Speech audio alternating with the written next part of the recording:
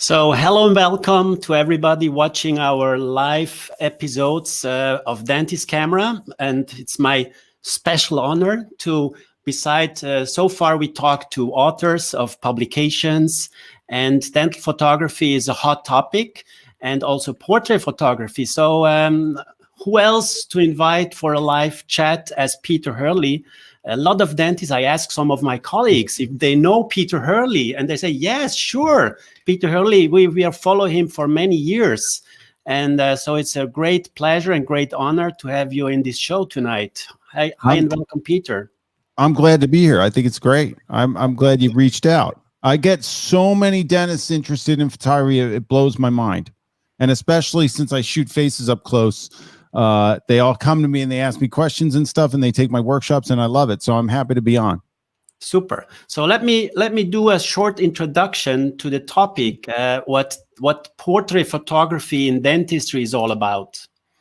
So I can talk to this. So I published some work with my close friend Panos Batsos from Greece about portrait photography and standards in portrait photography. So it's not the artistic photography we might talk about with you, Peter, but we have to follow some guidelines that we can measure or have the data recorded to use them in our workflow. And so this is the base where we start from.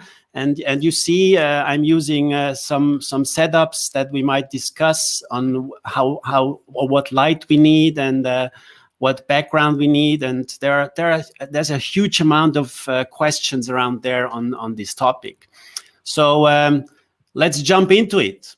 And with the first question, why are you shooting almost only headshots?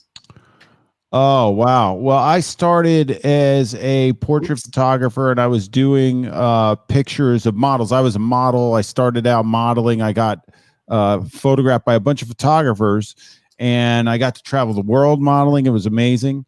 And then I was in a bar. I was bartending, and I was like, I'm sick of bartending. I got to figure out how to make some money. And one of the photographers told me to pick up a camera. So I was like, oh, I'll try. So I started shooting my friends that were models, and I did portrait sessions with models. And then I ended up, one of the models was like, hey, I'm acting. Can you do a headshot of me?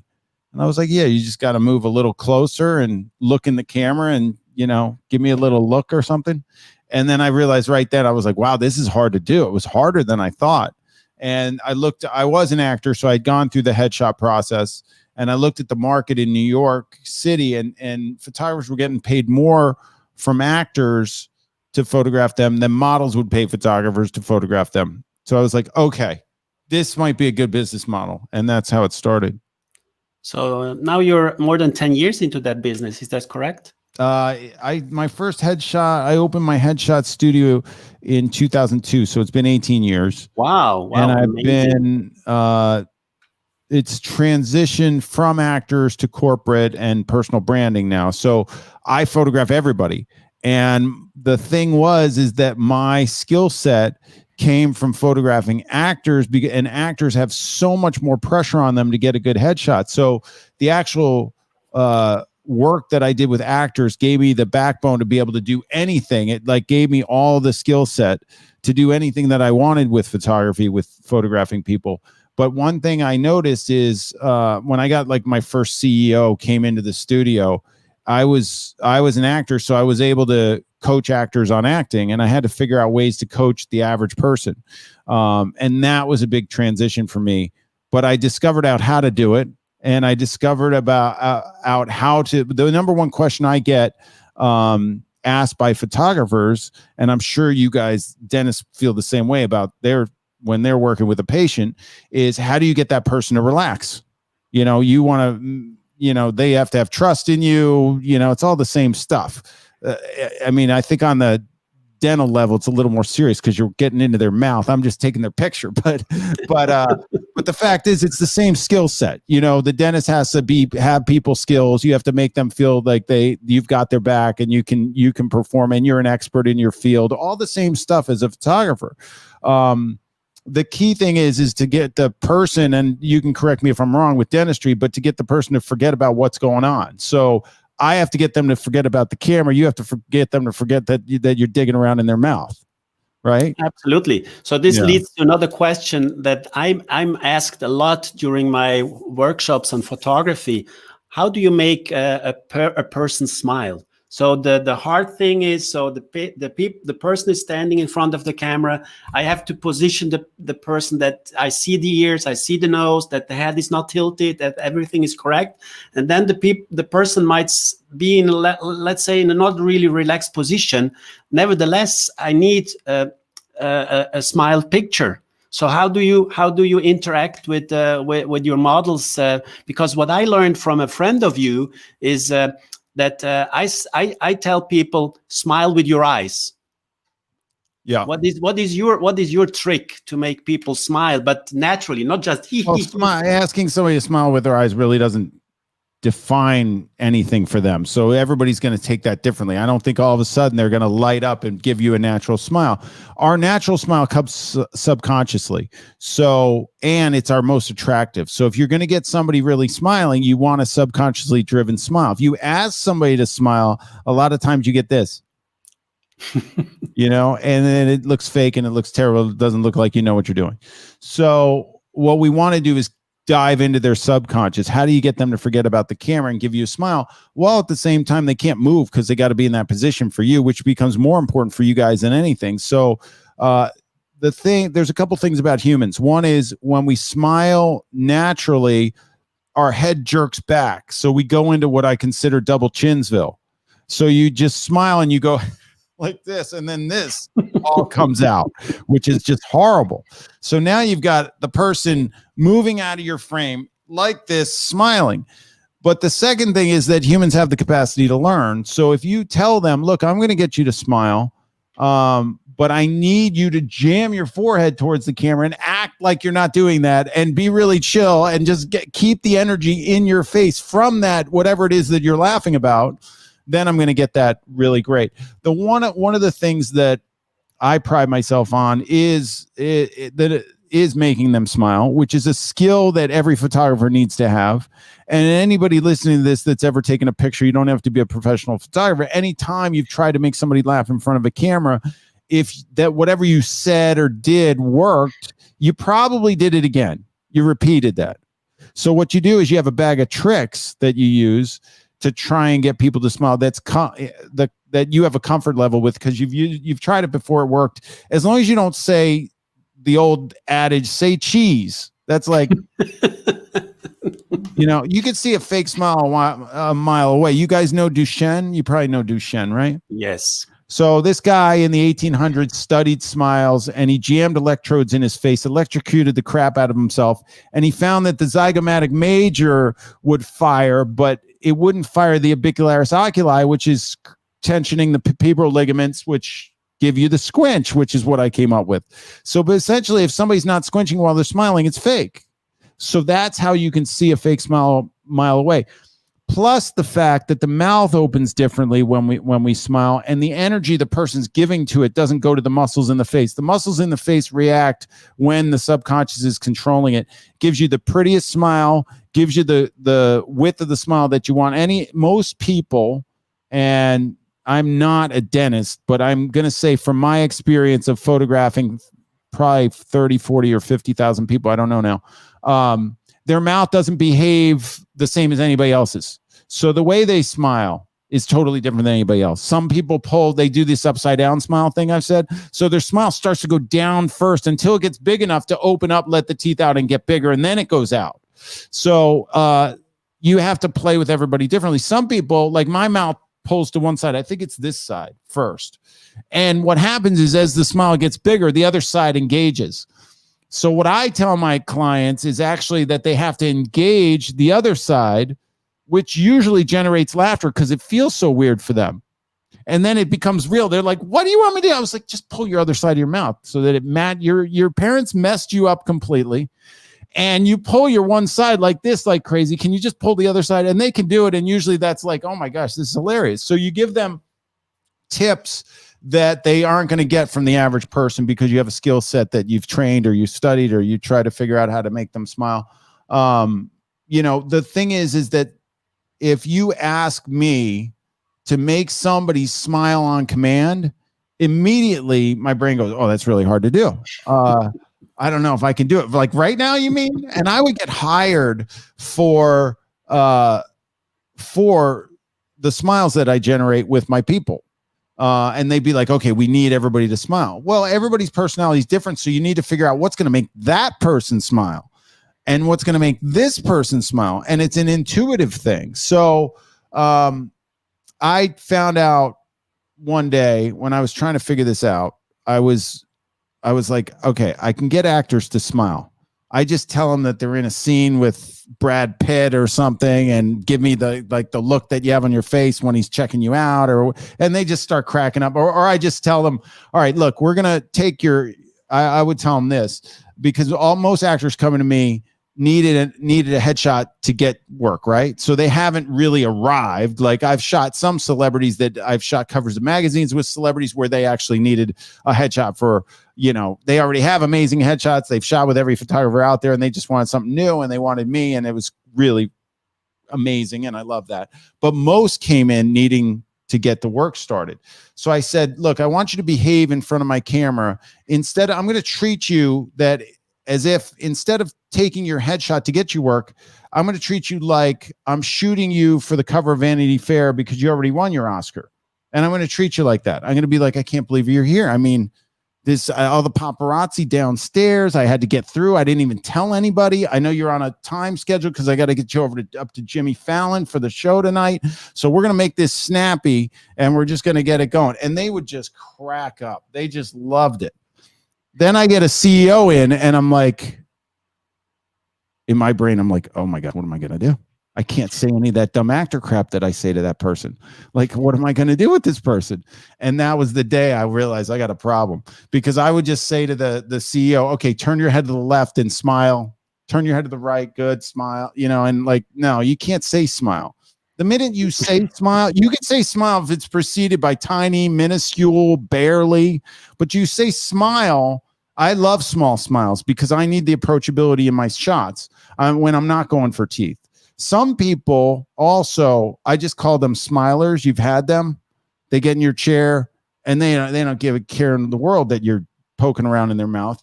And you got to get them to, will you calm your mouth down? Because you're cracking up too much for me you're moving so much. I can't even get to your teeth.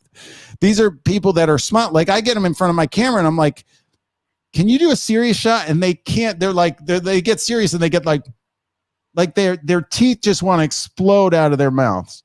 And they're awesome. And I love shooting them. It's amazing. But then you get the opposite where you have to make them smile. So I'm rambling a little bit, but I want to get into my technique of getting them to smile. Should I just continue? No, that's fine. But then another question. Research shows that the most important part for judging a people to be attractive are the lips, number one, number two, the eyes, number three, the teeth. So this is the sequence, scientifically proven, how people look at a person's face and how they judge how attractive somebody is. But coming back to making somebody smile. So how long? Wait, hold on. Let me hit that. Yeah. This is why it's so important that you guys do a good job. If the teeth are way up there on the list, and they are, right? It's so important that you guys do a good job. The minute people come in, a lot of people, like, this is a problem. I'm just going to throw this out there. I think globally, a lot of people let their teeth go yellow and they don't even think about it. I think celebrities and people in the know, and people getting veneered, and people understanding if they're on camera a lot, then they have to, whiten their teeth. I get actors in here that have yellow teeth. I'm like, how are you going to book a job? Like, they're not going to put, your teeth are so yellow. I have to retouch the crap out of them just to bring them up to close to white, but I'm not going to make them too white because that's not the way you're going to walk in. You have to figure this out. So you guys, I am like their personal brand manager. Like I don't think anybody told them. I was like, didn't your spouse ever tell you? Like, didn't anybody ever say anything? I was like, look, and what I have to say, because I'm photographing, I'm like, look, I'm going to retouch it, but you got to go get some whitening done and take care of yourself, because you're putting yourself out there. And it's not only actors, it's everybody in this day and age. Like the teeth, the attractiveness of the teeth, the minute that the person opens the mouth and they're dark and yellow, it's unnecessary, in this day and age. Yeah, but maybe you could talk to me about that, because I know the product that a dentist told me to use, and I use it, and it's great. I just want to give you a comment on that. There's a correlation. There's a correlation between the whiteness of the teeth and the whiteness of the white part of your eyes. Oh, no way. You know that? Did you know that? No. So and that's if you look. No, if my you teeth look pretty good. Yeah, but I don't see the white in your eyes. That's so I got my no. Just if you're retouching pictures, take care to watch out that the teeth I don't like not white getting in the eyes. White in relation to the white of the eyes, because then teeth are judged to be unnatural. Okay, yeah, I don't like whitening the eyes, so I will never whiten the teeth above the eye. I don't whiten the eyes, so I like the eyes. If you look at, you can even look at pictures you have taken. People with really white teeth have also a very white eye part. Really? Yes, I love it. Yes, this is a correlation. Keep playing this stuff on me. I want to learn. I love it. No, so that's why, that's why dentists play an important role in portrait photography, because we look a little bit different at the whole thing that maybe photographers are looking at. Wow, that's so cool. Yeah. So talking about white and this stuff brings me to another question. There's a huge discussion about LED or flashlight. I know I bought this whole Westcott LED stuff, spending a lot of money, but honestly, I was not able to use it. What? You bought my kit? Yes. And you weren't able to use it? Why?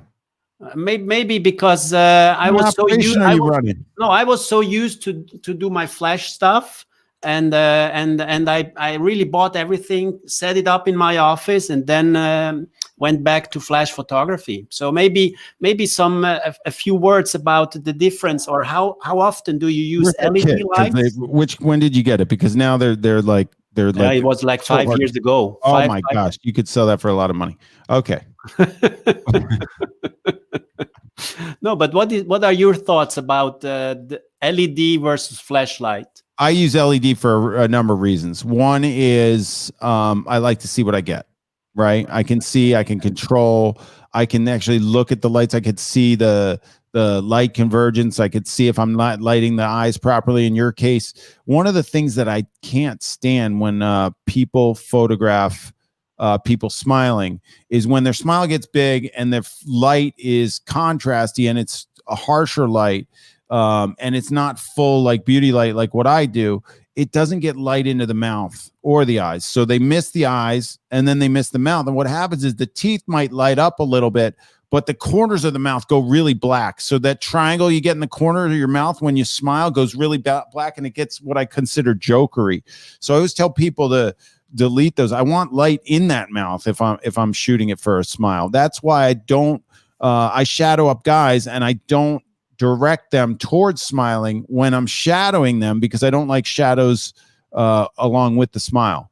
I like smiles when the light's vibrant. So I'll put their nose towards the key light, whatever light I'm keying on, when I'm trying to get them to smile. If I'm in my shadow setup, if in my beauty lighting for women setup, it fills all around and it's just filling light everywhere. So it's very forgiving. And that's hard to get with a strobe, and it's hard to see with a strobe because you've got to shoot it, look at it, and then adjust. With the LEDs, I see what I get, so it's a lot easier.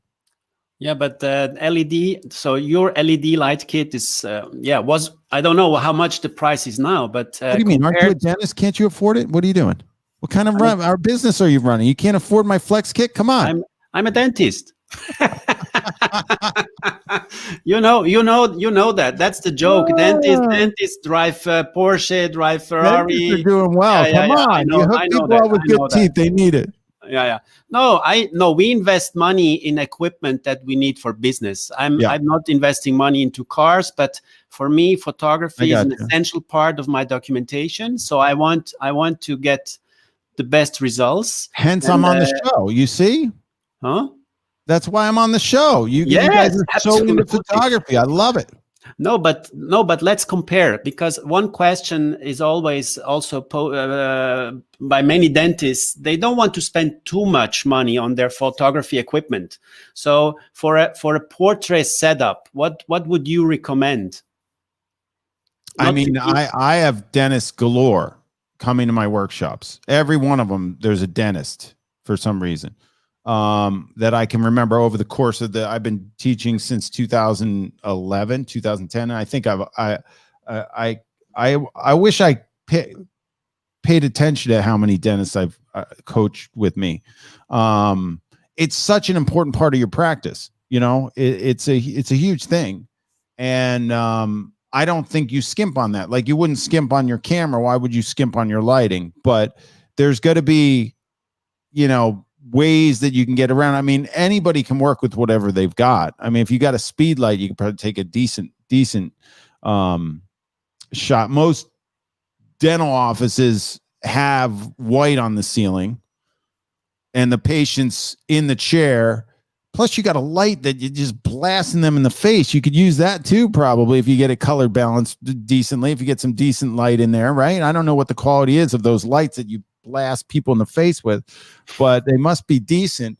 But with the ceiling white and the person in the chair, like, if you bounce light into that ceiling, it's going the exact direction you need it to go on their face. It must be beautiful. I mean, I've never shot somebody in a dentist chair, but I figure you get some apparatus to get that camera up there, or you're up there, or somehow you get the angle right.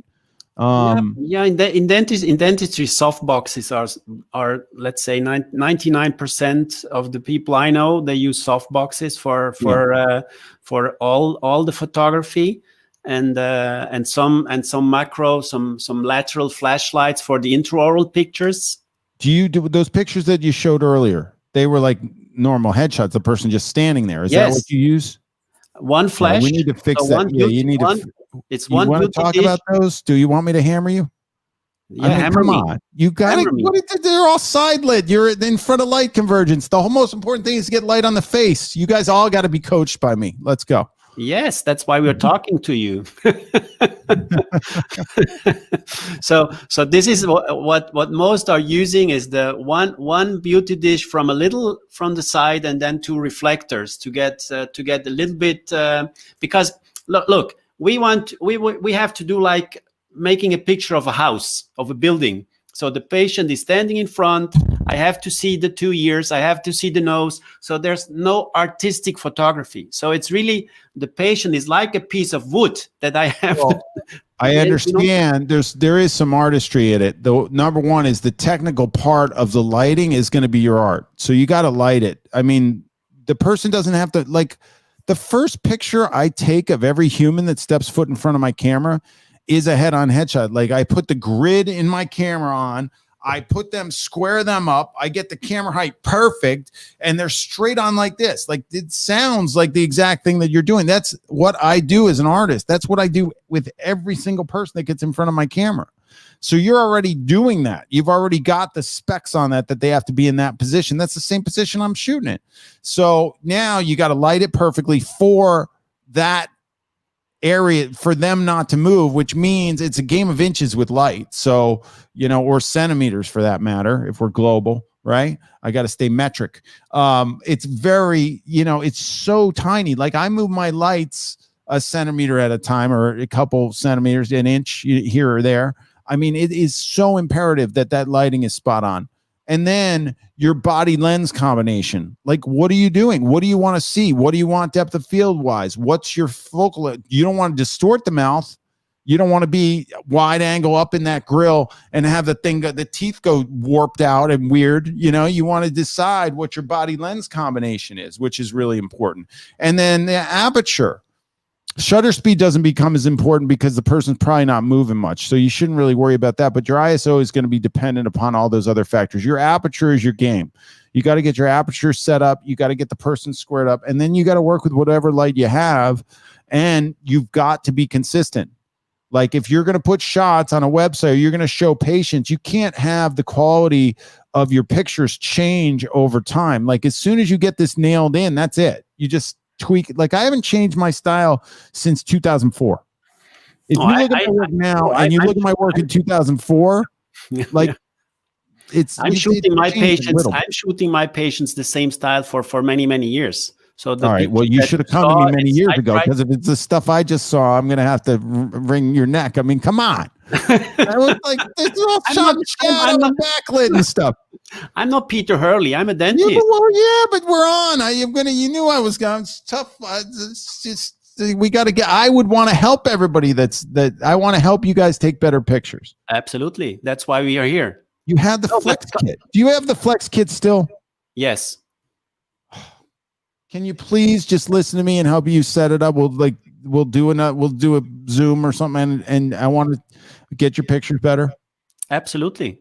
Oh my gosh. All right. No, but basically, this is fun. I just get to lay into. This is fun. No. You were talking about lens. So we are using the macro lens for the portrait photography. So we are talking about 100 millimeter. Yeah. So basically, I think the equipment dentists are using is very similar to the one that you or other portrait photographers are using. Is that correct? Yeah, I mean, it depends. I mean, right now, I don't shoot the macro. I shot the 100 millimeter macro on the Canon 5DSR, so it was a 50 megapixel camera. So you want the juice in the file. But now these mirrorless cameras are all coming out. I got the EOS R5. It's beautiful. I don't have a macro lens for it, but I have the adapter that can go onto it. I can use the 100 millimeter macro. I'm a Canon guy. But I was a medium format shooter, and I shot 120 millimeter macro with a Hasselblad, and it was beautiful. I mean, it was great for years, but then I switched over to Canon, and I've been Canon ever since. I went phase in the middle, and I didn't have a macro for phase. I didn't have the macro. Maybe you've seen the back. I'm a Nikon guy. There you go. I see it right there. I see you're advertising the competitor. I get it. Yeah, but they don't pay me. They don't pay me for that. So but the discussion is always what there for me. There's no best camera. So it's what you do. So you might know the saying, the best camera is the one that you have with you. Yeah, that's Chase, right? Chase Jarvis said that. Yeah. Yes, absolutely. Absolutely. So I think I don't care about Canon or Nikon or Sony or whatever.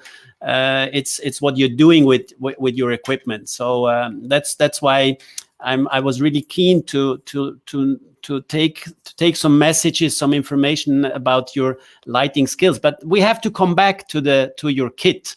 So it was very expensive 5 years ago. So what are we talking? What are we talking now? So how much equipment do I really need? US, it was 5,500 when it first came out. I think you can get the daylight, or you might want to buy color kit. I think like around 4,000 now. Yeah. Maybe you can get a kit to do what I do.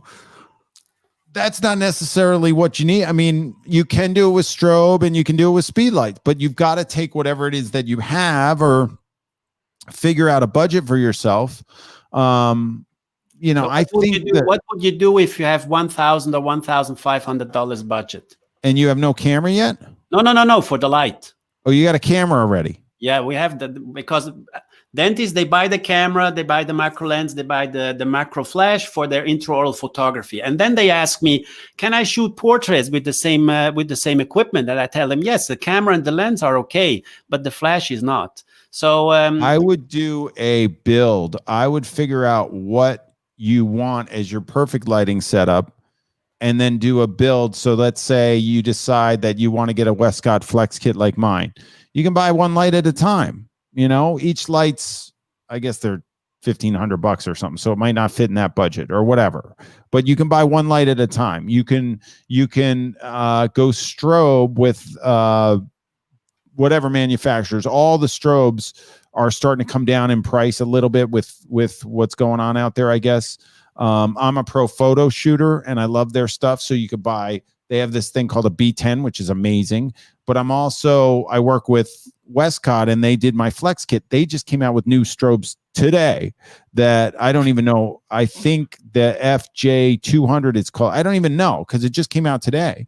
But then they haven't sent them to me to test yet. But I have the FJ400. So that strobe's $500. Like you get 2 of those and 2 soft boxes or strips. I like strips because you have more control. Feathering the light on a dental subject would be really cool too, because then you can get fall off on the face, and doing that with grids and with a strip that gives you more control. So I like strips that you can get in under $1,500. So you would start with 1 light and then add, or do you need 2 lights? Yeah, 1 light. Oh, you definitely need 2 lights. Yeah, because you're filling shadows. So basically, 1 light's going to give you a lot of shadowing because you only have 1 light to work with. If you do it with 1 light and only 1 light, then I would hope you have a white ceiling and just blast it up into there. So you get it. It's like a big, huge softbox when it comes back down into the face. That's the way I would do that. But once you get 2 lights, then you can do a parallel lighting setup, which I love, and you can feather the light and start to work with what it does to the face, which it's nice because it'll hit the face frontally, and if you expose for the teeth, the cheek and the ear, if the lights are close enough, will start to fall off really nicely, and you'll get more attention on the face than you would have had otherwise. Okay, so I have now for my key light for the video an Aperture 300D with the. It is a Rodecaster Pro. They're asking me about my mic. How'd they know? It is a Rodecaster Pro. Yeah. This is a guy from India who's doing podcasting, and he's always asking these technical questions. He's on the ball. Dentists are always asking technical questions. All right, cool. And yes, the R5 rocks. I don't have it. Then the lenses that Canon's coming out with for that thing are absolutely insane. They're impeccable. Yeah, but also Nikon is having good stuff. No, we got to talk about Canon. No, I'm kidding. Because I'm dealing with them, and I hope that they support me a little bit with material in the future. But I'm not allowed to touch one, so I really can't give you any advice there because I can't put one in my hands because I am a Canon Explorer of Light. So, and I really value that relationship, and I love the camera, so I won't mess with that. But you talked about the Profoto B10. That's a flash. Yes. So when are you using flashlights? Oh, I have all pro photos. So I use flash when I'm doing a lot of movement, or I'm shooting full body, or I'm doing head to toe. So you have more spread of the light. But if you're a dentist, you don't want to spread the light. You want to concentrate that light on and you got a face to deal with. LEDs and specifically flat panels really help you do that. And it is already built into like a strip situation, so you can control it. Okay. I have them lighting me right now. Yeah. So you have and I'm bouncing them off the wall. I wish I could how do I turn the camera around and show you? So I have them. I'll show you. Hold on. Let me see. Show me. Look at this. All right. Can you see that? Oh, it's black. What? It's black. What happened? I don't know. Maybe you throw out the cable. I moved the cable. Hold on. Yeah. Hold on. What about now? No, it's still black? Yeah. No way. Hold on a second. That's the dark side. Everybody chill out. Technical difficulties because I'm trying to... Hold on. Yeah. Hold on. No problem. Well, now my camera... I got to turn the camera back on. What's going on here? Autofocus. Okay, here we go. Let's see if you can see this.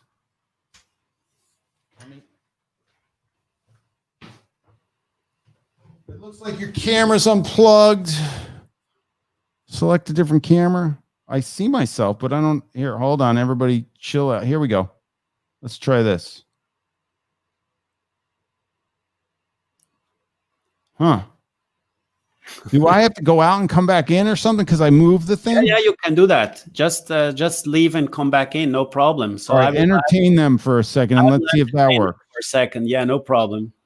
So I will talk to my audience and answer some question. So light and lens. So Mayur, welcome Mayur in the show. So I know that you're a Canon guy, and how about my Rode anti-USB? Does it sound good as well? So we had discussion about what microphone to use for our podcast or live stream, and I think this kind of microphones are giving a decent sound quality, and I hope you like the show so far. And we are looking to get Peter Hurley back. He's coming back. Now here you are. Here you are. My laptop for a second so you guys can see what I'm doing. So yeah, this is the EOS R with a 15 to 35 on it, but I was trying to show you the way I'm lighting myself. So here's my flex kit, right? And I got two of them like this, and they're just bouncing into that wall over there. So see, they're bouncing into the white wall. Yeah. And then I'm on my set back here, and they're lighting me back there. Wow. So that's all I'm doing. What else can I show you? I got all, now that I'm on the road, what do you got to do? Here's my studio. This is where I keep the flex kit set up. This is all my lights. Here are my strobes. So I've got let me light it better. I'm a photographer. I'm going to see if I can give you. This is a Pro Photo B1. Yeah. There's another B1. This is the Westcott. This is the kit with the 1x2s. You have the older kit, which has these larger panels. Yes. Which is why people freak out. That's why you have the good stuff. And here's the old, there it is. That's the EOS R5 with the 24 to 105 on it. I got the 70 to 200 over there. What else do I have in here? I'll show you guys. Anyway, this is the operation I'm running. And in the back, I got my little studio set up. So I thought, here's the FJ400. Here it is. This bad boy. And this one is a lot cheaper. You can get into one of these for like $500. So that's something to think about. Okay. All right. Let me see if I can get set back up on my fancy schmancy setup with my camera and my Rode mic and everything like that, if it lets me. Otherwise, you guys are just going to have to look at me like this. But I think I can get back in. Let's see. Yeah. Try. We got nothing to lose. No. Absolutely. Let me set the camera up. You entertain them for a second. Yes. So any questions out there? Any comments? So dentists are always a little bit shy to ask questions. So let's wait what Peter Hurley can tell us about. So interesting stuff that you were talking about. LED lights, and that we have to rethink using LED lights for our portrait photography. But what I found out is that the investment in the LED lights is not. It's not that cheap. It's not that cheap to go into LED light with portrait photography in Peter Hurley style. So. We will ask him some last questions, and can sum up this live interview, this show for tonight. And I hope you enjoyed it so far.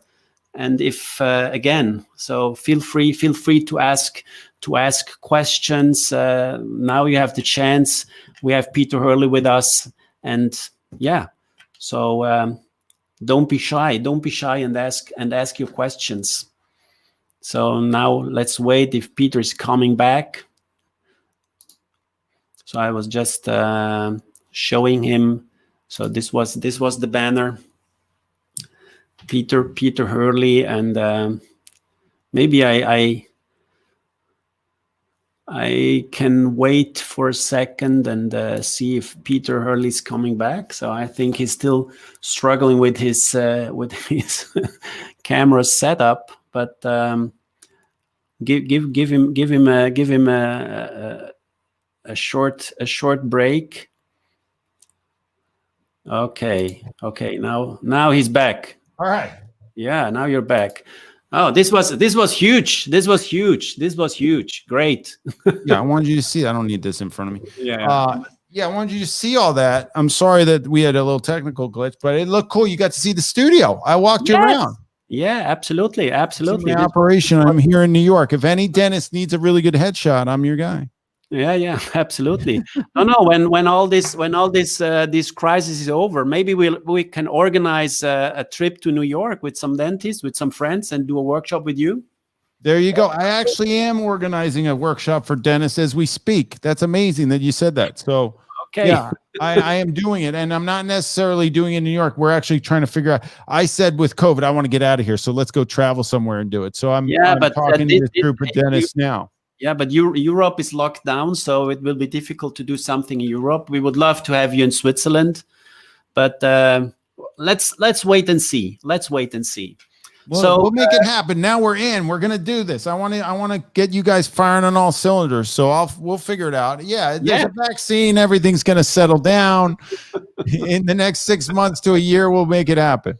Absolutely. We will invite you and organize an awesome workshop on. Well, I'm talking about web. This is the time that gives me all the web stuff now. A workshop with you to get us on a different level in portrait photography or headshot photography. What dentists mainly are doing. We are doing headshot photography, and we would love to improve ourselves. So maybe some final words before we close. There's one question. Edward's asking me some stuff. Can I say? Oh yeah, there it is. What distance do you place the Westcott LED ISO and aperture settings?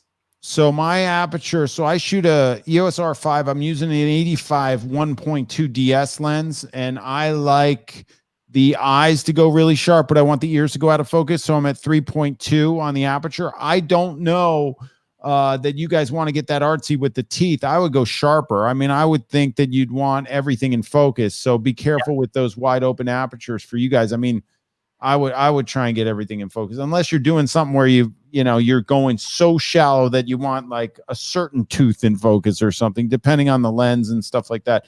But you got to experiment with that.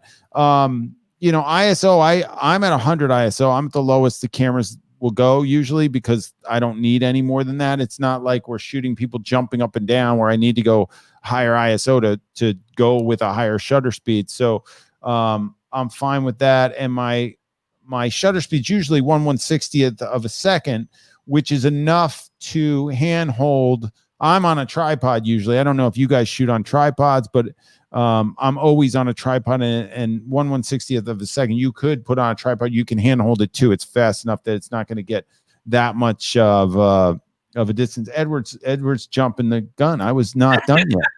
No, I was going to talk about the difference. Edward McLaren is one of our famous dentists and ceramists from California, and cool. he's great in dental photography. So he starts now asking the technical and the pro questions. Distance of light depends on what I'm doing. So usually so I have a system. So I use a triangle setup for what I do, and each panel is serving a different purpose, basically, kind of. So for instance, I don't know if you know this, but most people, 60% of the population is better looking on their left side of their face. So it would be like this is a little more attractive than this. And I'm the same way. You can see I'm not as good looking over here like this. I'm not as good looking like this as I am like this, right? You see that? Okay. See how this is just glorious? And this, it's still good, but it's not great. Yeah, but we have to take the picture from the front. So there's no left and right, because I want to see 2 ears. Well, I get it, but you should probably, for me, I got to vary it up. So I'm not talking about you. I'm talking about, for me, I vary it up, but I'm going to tell you why, but it doesn't. So then you might want to go with a square setup, which is the 4 lights that you have. You can go with a square. So you have even lighting all around. I like to favor the side a little bit, but either way, it's still beauty light. There's the human eye is not going to really pick it up. That, like, I know, but most people wouldn't know why I choose to make what I consider my key light the camera left light. So that light's also feathered. So I basically feather it in front of them, and I angle it a little bit, and I move it so that it's not really facing their face much.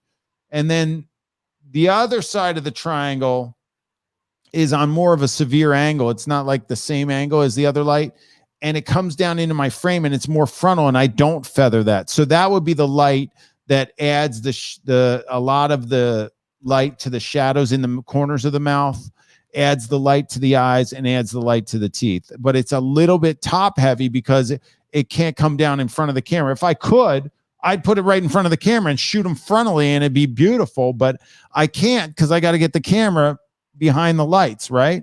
And into the lights. So I use a third light underneath and bring that up. And that one I feather a little bit so that I don't get too bright of a chest. I get a little bit of light filling what I consider the laugh lines in the face, which also adds to the teeth. But you can really fire the teeth up if you don't feather it and point it straight at them.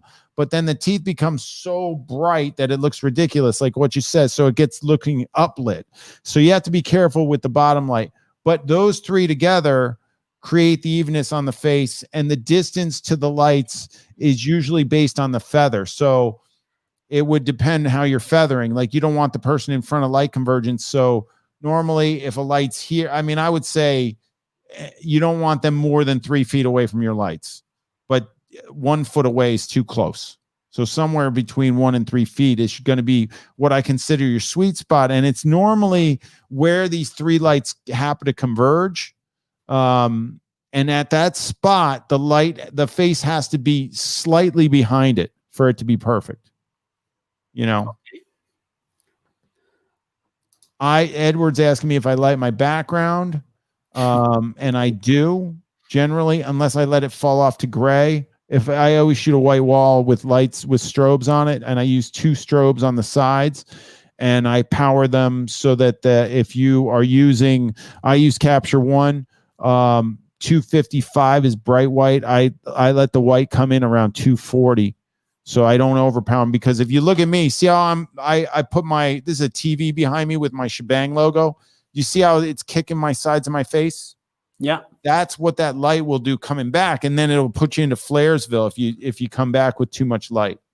Okay, I see. Yeah, but it ends up being not a really easy setup for your but you're a professional photographer. But What do you mean? It's very easy. How could it not be? It's not very. I take it everywhere I take it all over the world with me. It's very easy. No, yeah, easy, yes, but it's not just one light. It's 3. Well, it's 5 if I shoot the background white. So it's 5 lights you use. Sometimes I add more. I mean, the more light, the better. I'm a photographer. It's all about light. I just blast them with light. If you have a strobe, I'm going to work with you with this flex kit, because I'm going to give you a way to punch a strobe in that really opens up things a little bit, like give it a little bit of a more hit. Because like I said, I would like all the light like frontal like this, but I can't because I have to get the camera through there. So I actually put a big strobe behind me sometimes, and I'm in front of it, and it blows light around me straight at the person. So that's an interesting way to do it too. But with the other lights in front, and then it just gives it a little pop. So this is a friend of mine, Sasha Hein, who's very into, let's say, science of dental photography. So we had a conference planned this September in Budapest, and I think that's a smart idea to invite you for our conference to give a workshop. I'd love to do a talk. I'd love to do that. I'll come to Budapest. You better believe it. I got photographers there, so I have a network of photographers all over the world that do headshots that get coached by me. It's called the Headshot Crew. If you go to headshotcrew.com, there's a photographer search. Put your town in. I have associates everywhere. I have associates in Zurich. I have this woman, Marin, who I'm doing a talk with. I think I have to talk to her. No, I'm talking to her. I think she's in Zurich. So she's one of my associates. But I have all over the world, I have associates. So and I coach them. So if you need a headshot, you know where to go. Go to headshotcrew.com. Okay. And we'll find a photographer for you near you. But if you want to come to New York and I'll take care of you, I will. But I would love to come speak on this. This is one of the things that are near and dear to my heart. Yeah, we will keep in touch. We have to negotiate about your fee, but we will find a solution. We'll make it work. What are you talking about? We got to get over there. I want to talk to a bunch of dentists. It's cool. How cool is that? That would be so cool. Okay, so that's great. I mean, your job is to beautify people. My job's to beautify people. We both do the same thing. What are we worried about? You gotta make the teeth look good so I can photograph them. Yeah, absolutely. We prepare the people to get ready for being in front of your camera. That's right. That's cool. So let's sum it up. And do you have some, let's say, some final words? I think I wanted to get to questions. I never really dove into the laughter part of it and how to do that. Like, you guys each have to figure out what's going to work for you, but I'm going to give you a tip. Go to hurleyisms.com. I want you to get this concept. So the concept is this: I found that humans like to be right more than they're worried about how they look. So if I'm directing a subject, they really want to listen to my direction. If you're in somebody's mouth, believe me, they want to listen to you. So they will listen to you. And they always wanted to be right. So I just started saying stuff that made the person think. And as humans, we really can't harbor two thoughts at once. So if they're concerned about their face or the way they look or what they're doing with their face, and I ask them something that they have to answer, the multitasking ability of a human is not that, at that level, is not that. I'm making them think. So I will say things that I want them to do in a way that they really have to think about it. That's very strange. Like, for instance, I call them Hurleyisms because I taught a workshop on it. It makes people laugh. It causes that subconscious behavior of the laughter from the subconscious, so it's real. I'll say something like, pull the corners of your mouth toward your earlobes so your mouth starts to form a U. Okay, can you say it again? Pull the see, it made you laugh. That's all it's supposed to do. Pull the corners of your mouth towards your earlobes so that your mouth starts to form a U. Is what am I asking them to do, essentially? Smile without saying it. I'll say anything not to make them smile. I use directional stuff. So I'm in New York. My studio is on 26th Street. It's a grid. Most people facing my camera are facing east, right? North would be toward my windows. The Empire State Building is right outside my windows. The Statue of Liberty would be behind them and down this way. So if I need them to tilt their head this way, I'll say, instead of saying, hey, tilt your head this way, I say, can you tilt your head towards the Statue of Liberty? Okay. They don't want to be wrong. They're like, where am I?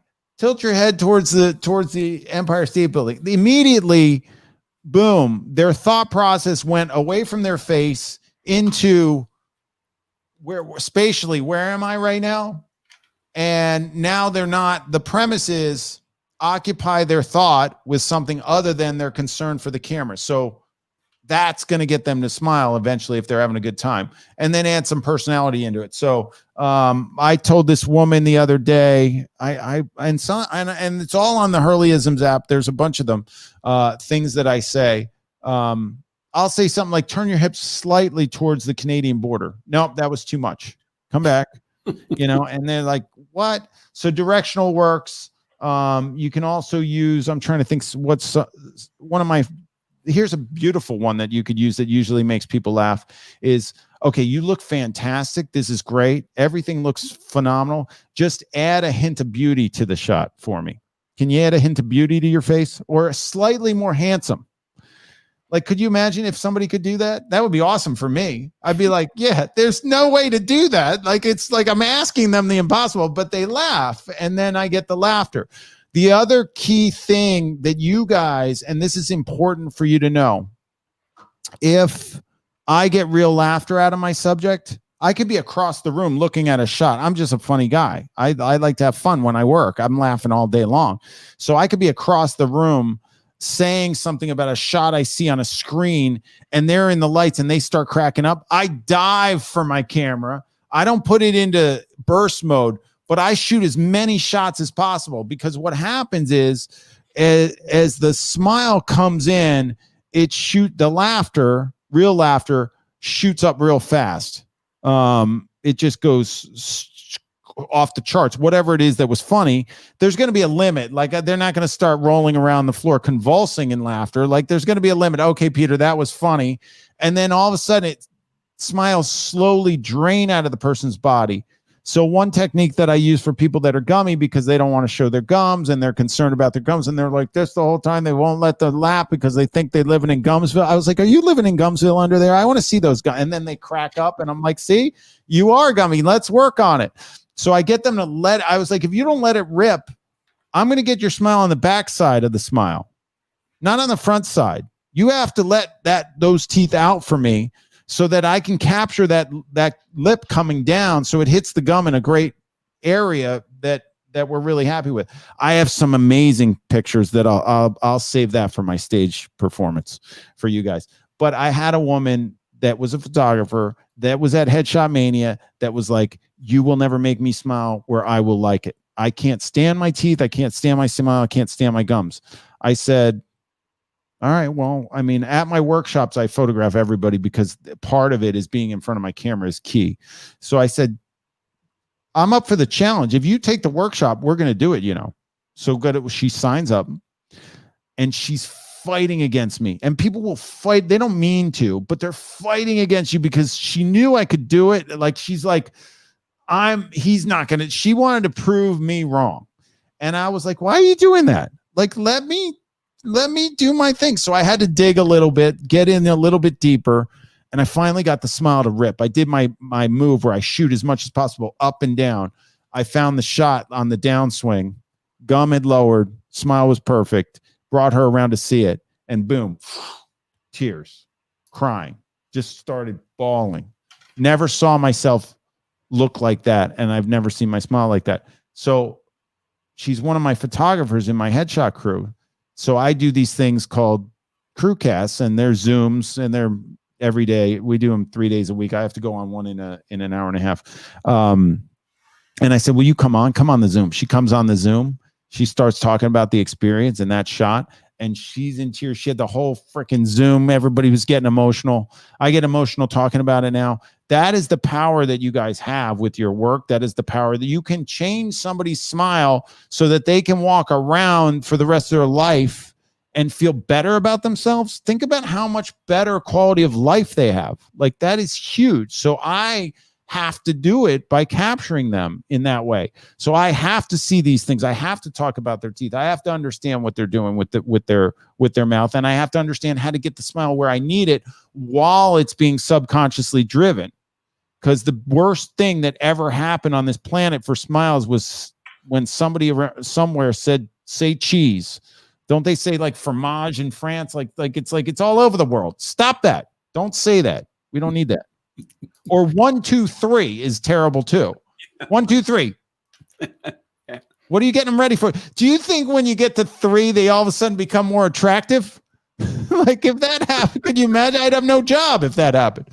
Yeah, absolutely. No job. Yeah, no, I agree. But I think all my friends watching us would love to have you with us on our next dental photography conference. So Sure. I will talk to them, and definitely we will stay in touch.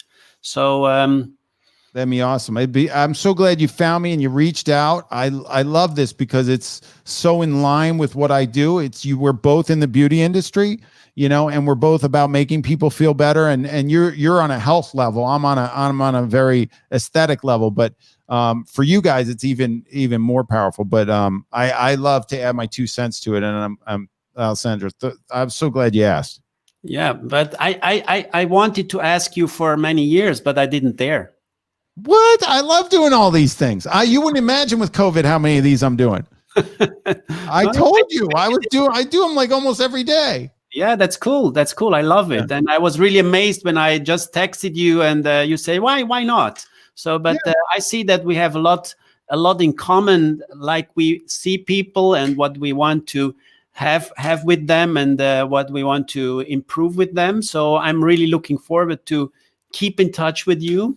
and I will It was definitely very cool. contact you for further cooperations. And this is going to be on YouTube and stuff for people to see? Yeah, absolutely. All And right, well, I send you also, I can download it, and I send you a V-transfer of everything that you, if you want to modify anything. No, I'm sure it's great. I'll just send people to it. But we got to leave with a shebang. Yes.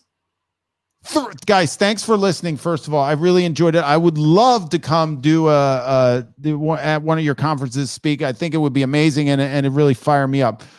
So I yell shebang when I get a good picture. So, and you can see it right here. So I'm just going to end with a 3, 2, 1, shebang. All right, Deb, blow out the ears. Okay. Thanks, guys. Thanks. Thank you very much. Stay safe and stay healthy. So, and keep in touch. Thank you. Will do. Bye-bye, Thanks, Peter. See you guys. Bye-bye. Bye-bye.